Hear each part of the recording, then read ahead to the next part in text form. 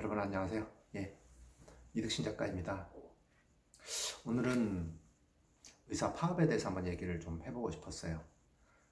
오랫동안 이제 서울의 소리에서는 의사 파업에 대한 얘기를 제가 이제 준비한 원고에 의해서 많이 얘기를 하긴 했었는데, 오늘은 제가 의사 파업의 관점을 뭐가 문제인지, 도대체 무엇이 문제인지, 그리고 언론의 이제 보도 행태나 이런 부분들을 한번 얘기를 해보고 싶었거든요.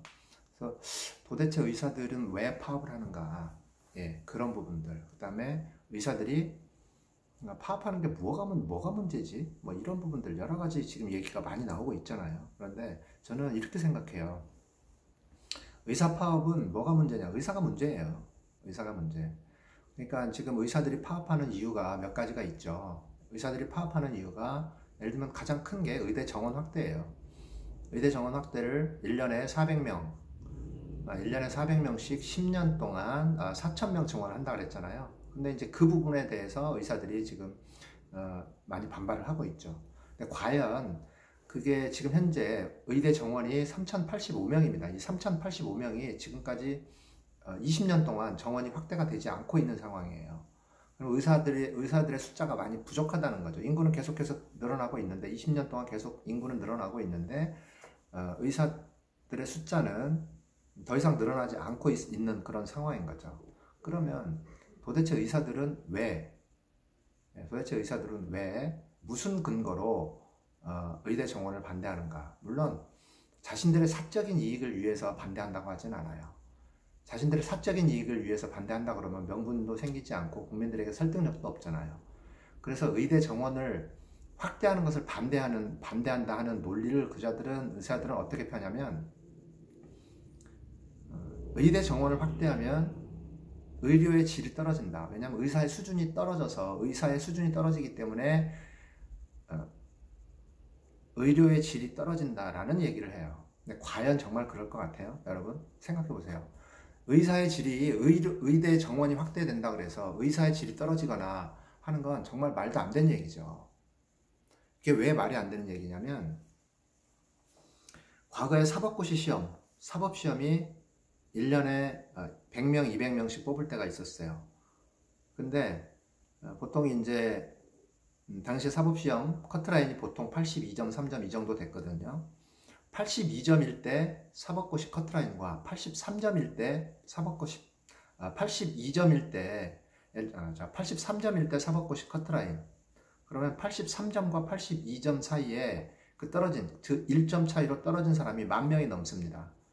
이게 과연, 그렇다면 이 커트라인 1점 차이로 떨어지는 것은 순전히 운이라고 보는 거죠. 운. 그러니까 의사들이 의대 정원을 확대를 이제 하는 이유가 의사의 질이 떨어진다, 이제 그런 얘기가 이제 그런 논리, 제가 이제 거기에 대해서 이제 반박을 하는 거고요. 그 다음에 두 번째는, 의대는 이제 공공의대를 설립을 하게 되면 공공의대가 마치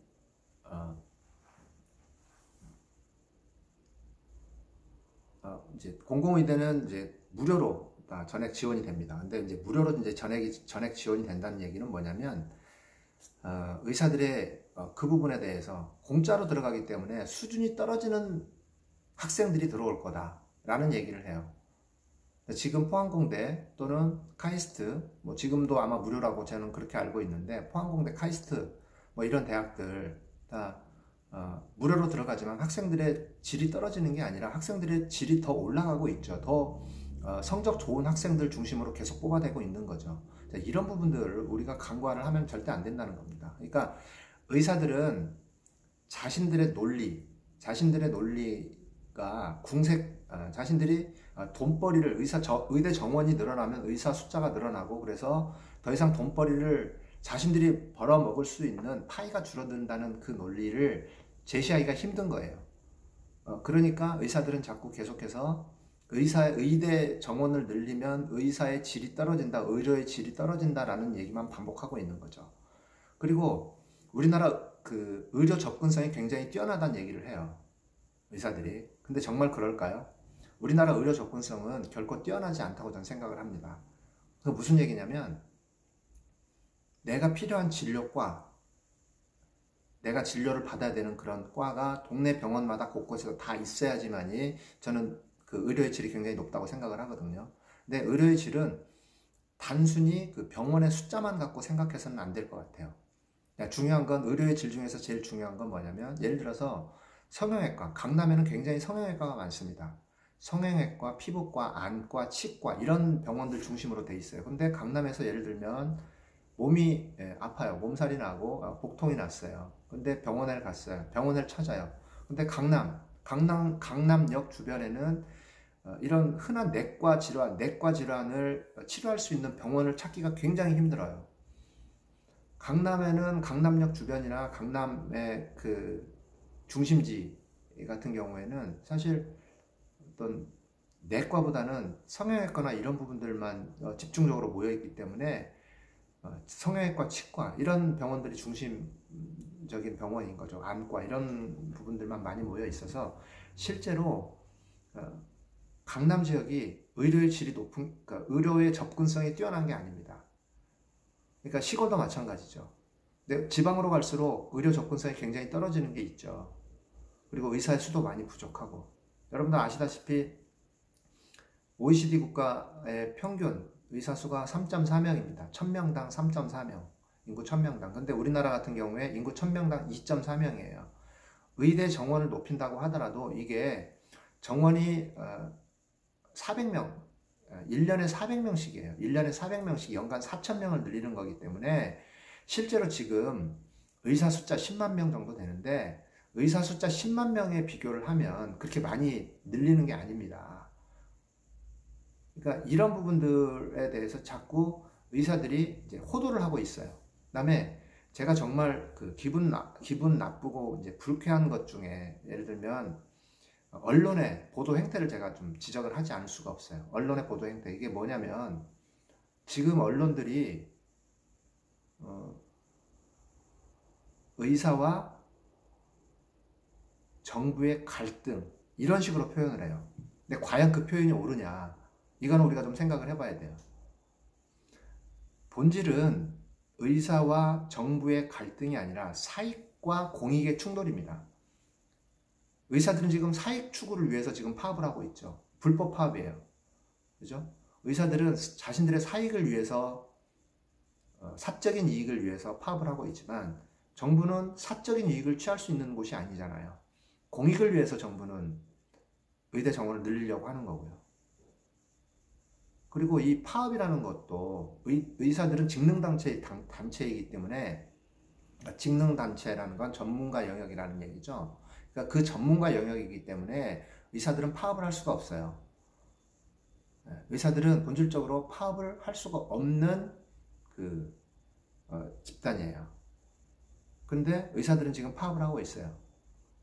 그래서 처음에는 의사들의 파업이라는 얘기로 그런 용어로 나왔다가 의사들의 파업이 불법이라는 얘기가 언론에 이제 나오니까 의사들이 지금 그 다음에는 집단 진료 거부라는 얘기를 썼어요. 근데 집단 진료 거부 또한 불법이에요. 의사들은. 그러다 보니 지금 의사들이 쓰는 용어가 집단 휴진이라는 용어를 써요. 의사들이 자신들의 입맛에 맞게 자신들이 편리한 대로 자꾸 그렇게 용어를 바꿔가면서 그냥 파업을 하는 거죠. 그냥 불법 파업이라고 얘기를 하는 게 제일 나아요. 제가 보기엔 그렇습니다. 그러니까 보통 다른 노동자들 같은 경우에 파업을 할 때는 정말 자신들의 목숨을 걸고 파업하는 거 아닙니까? 근데 의사들은 지금 파업을 하는 게 자신들의 목숨을 거는 게 아니라 환자의 목숨을 거는 거예요. 그러니까 남의 목숨을 걸고 파업을 하는 거죠. 본질이 달라요. 일반 노동자들의 파업은 정말 자신의 생존권을 위해서 하는 파업인데 의사들의 파업은 환자의 목숨을 걸고 담보로 하는 파업이라는 거기 때문에 아주 굉장히 이건 범죄 행위나 다름없다는 거죠. 의사의 파업이. 우리가 그런 관점으로 접근을 해야 될 것 같아요. 자, 소방관 출신 국회의원, 의정부에서 당선된 국회의원 오영환 의원이 있죠. 오영환 의원이 자신의 그 페이스북 글에다가 어떤 얘기를 남겼냐면 소방관은 파업을 단 한 번도 생각해 본 적이 없다. 힘들고 불편하고 박봉에 동료들이 죽어가는 걸 보면서도 파업을 생각해 보지 않는다. 왜냐하면 국민 목숨을 담보로 무엇을 요구한다는 것은 소방관으로서는 상상도 할 수 없는 일이다. 예, 그런 글을 남겼어요. 굉장히 의미심장한 글 아닙니까? 그래서 우리가 의사들의 파업을 바라볼 때 정말 그러니까 이거는 불법 파업이라는 것을 전제로 우리가 들어가야 됩니다. 그런 전제가 없으면 사실 의사들이 이 파업을 하면서도 자신들의 논리를 자꾸 자신들의 얘기를 좀 설득을 하려고 그래요. 근데 이거는 설득의 이제 범위나 그런 대상은 아닌 것 같아요. 특히 이제 전공의들 지금 대전협이라고 해가지고 대한전공의협회 중심으로 지금 대형 병원이 수술실, 응급실 이게 이제 제대로 진료가 안 되고 있는 상황입니다. 근데 지금 그 수술실이나 응급실 같은 곳에서 일하는 전공의들, 그러니까 인턴 레지던트를 말하는데 그 인턴 레지던트들이 주 80시간을 근무를 해요. 그 주 80시간을 근무를 하는데 그 주 80시간 근무하는 게 굉장히 가혹한 그 근무 조건이죠. 그래서 그 근무 조건을 완화해달라는 얘기를 수없이 많이 주장을 합니다.